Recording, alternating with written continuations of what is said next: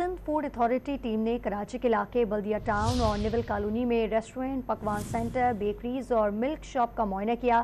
صفائی کی ناقص صورتحال پر کئی دکانوں پر جرمانے عائد کیے گئے۔ تفصیلات جانتے ہیں ڈان نیوز کے نمائندے عاصم خان سے۔ عاصم، اپڈیٹ کیجیے گا۔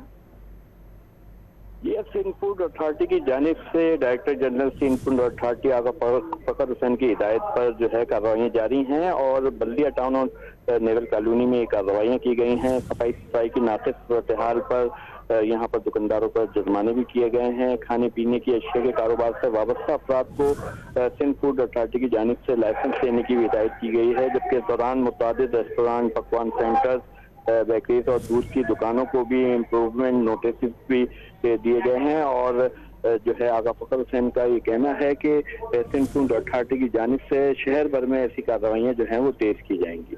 بہت شکریہ آپ کا تفصیلات دینے کے لیے عاصم خان۔